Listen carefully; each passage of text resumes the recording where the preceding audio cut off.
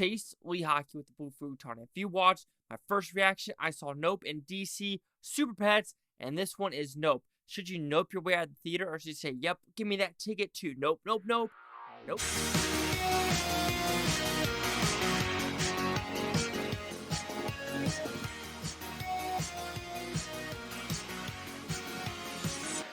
So Nope, what's it about? To me, it's a pretty simple premise. We have, I would say, 3 to 4 storylines. We have the brother and sister, we have Jupe, we have Fry's guy, we have cinematographer, and then we have Monkey. How do these all connect? Let's find out. So, did I like this movie? I think it's a very strong premise of a movie with some connecting arcs it wanted to do, but to me, it doesn't fully show me the picture I want to receive when the end credits rolled. So with that, I think I'm just going to talk about the movie as a whole and maybe give you some positive and negatives when talking about the movie. This could be a spoiler discussion, so heads up, this has been out for a week. So forewarn, 3, 2, 1. Okay, this movie starts off with a monkey scene about looking at Jupe, talking about a younger show about 1996, and a floating shoe. I think the floating shoe has a premise of being a bad miracle, which is talked about in the trailer. However, I don't think that message is portrayed completely fulfilled, because I'm trying to put a shoe right now and it doesn't make sense unless something was holding it from the back. A shoe kind of that caliber and that flat can't stand up like that. It's just physically impossible. So I don't know how that's a bad miracle or a miracle in general, but I feel like that part of the story doesn't really flesh out as it should be. And then going with that, Jupe's character does kind of just stop at the very middle of the movie. People might not like it, but I think it actually is a good premise of showing it, because how they show these people going through the tubes, I thought that was creepy and well acted. Even though it's probably the most simplest part, putting them in like, balloons or like air filters, if you want to put it that way. I thought that was smart and creative way of showing them getting eaten. It's almost an Alfred Hitchcock type of thing when you think about Psycho, about what you want to do with some of the characters, how you want to flush them out and completely stop them. Dragged Across Concrete does the same thing with Jennifer Carpenter's character. So it's not like it's a new thing to do, and I do enjoy that specific aspect of it. However, getting there with their kids and then, I want to say, terrorizing Daniel Kaluuya's character, OJ, I don't feel like that makes sense, because I understand what they're doing, but I don't think those kids have the audacity or as well as the smartness to actually get all the way to that ranch by running there or walking there with all the security cameras. So I think that's kind of a red flag moment, especially when one kid's like hanging upside down from a stall. I don't understand how he could actually do that. It really makes no sense. And then rewinding to Keith Davis's character, he dies. He's the father. You kind of know that he dies based on the trailer.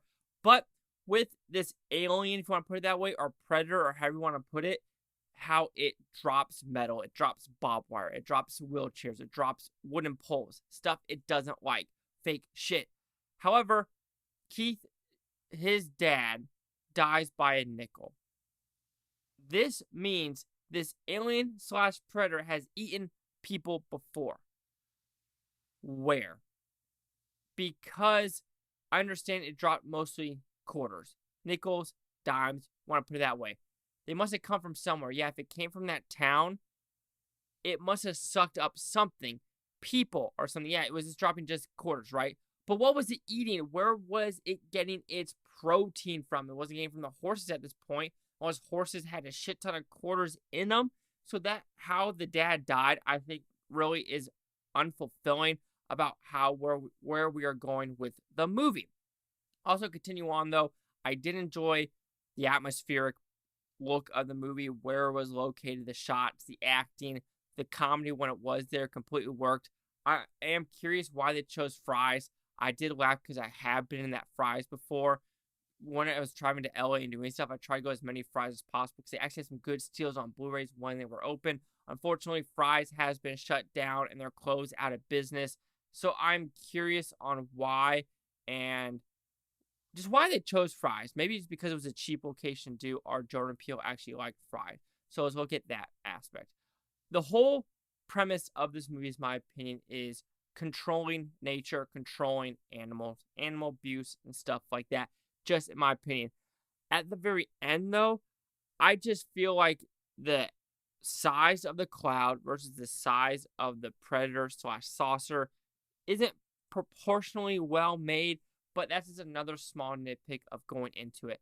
Then we will go to the very end of the movie. I was going through the movie. I enjoyed the monkey scene. I enjoyed getting to know these characters. To me, it was a fulfilling movie. You could call the third act being a thrilling experience, but there are way too many, just too much of a perfect scenario to occur to get to the final credits. And one of them is a mirror glass helmet. I don't understand why it's a mirror glass helmet. Is it just for aesthetics? Is it really TMZ?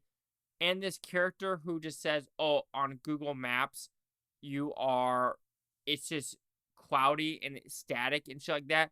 I would think that in that scenario where you're located in California, next to Area 51, next to Air Force bases and shit like that, that if it was like that, these farmers, aka horse wranglers, or TMZ wouldn't be the first ones to realize red flag, something is up. Jupe wouldn't be the first one to be like red flag, something up. So that is kind of, gotta believe it to see it. And then the motorcycle guy crashes, right? How does he crash? Is there an invisible field? Because that's what it looked like. If there's a pothole in the road, okay, fine. But this is where it just kind of just like goes all over the place, and it's making me think, because there's two things I could go off. I go off the motorcycle with Keke, and I go with this TMZ guy. The TMZ guy has broken arms, broken legs. OJ's trying to pick him up, and all this guy's thinking about is camera. At this point, if he's fucked like that, broken everything, I think camera's on the least of his mind, and whatever. Okay.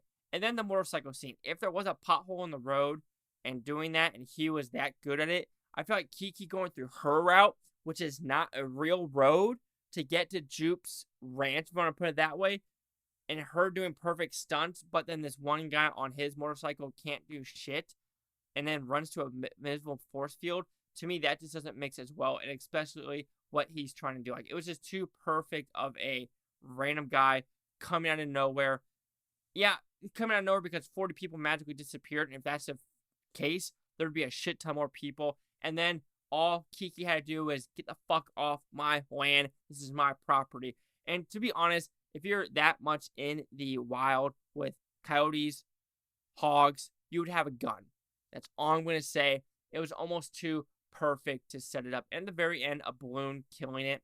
I understand the metaphor of the monkey and the balloon and this and a balloon, but it still is like this huge fucking predator doesn't die from barbed wire, doesn't die from eating all this random foreign metals, but a helium balloon just makes it explode.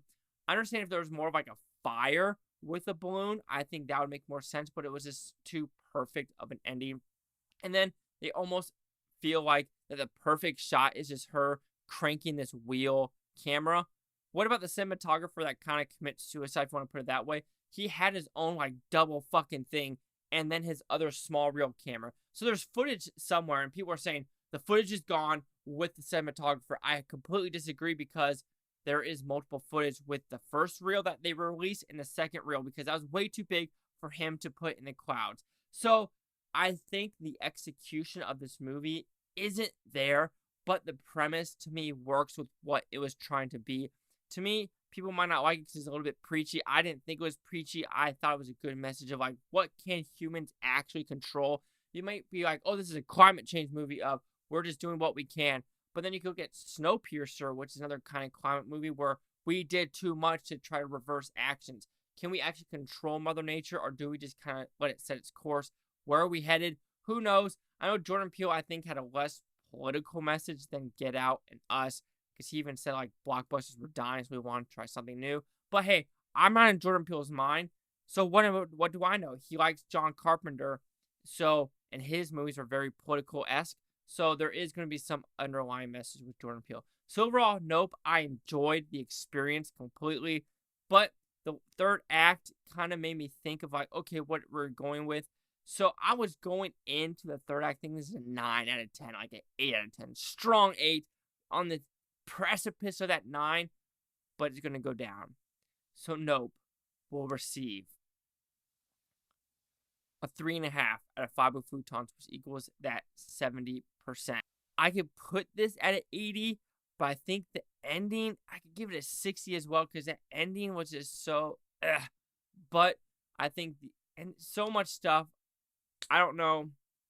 I don't know. We're keeping a 7 out of 10 or a 3.5 out of 5. But I could see it going to 60. I don't know. But let's see what the critics' news scores gave this one. The critics at 82% with 281 of them. Audience score is 70% with over 250,000. Here's critic consensus. Admirable for its originality and ambition, even when it exceeds its grasp. Nope as Spielbergian, which E.T.'s coming out. Spectacle, damn it, to Jordan Peele's growing arsenal. Audience says, it may not be a movie you think you're getting into or even one you want, but either way, Nope leaves a strong impression as a true Jordan Peele original. I know for a fact people came out of the movie saying, I don't understand Gordon's storyline.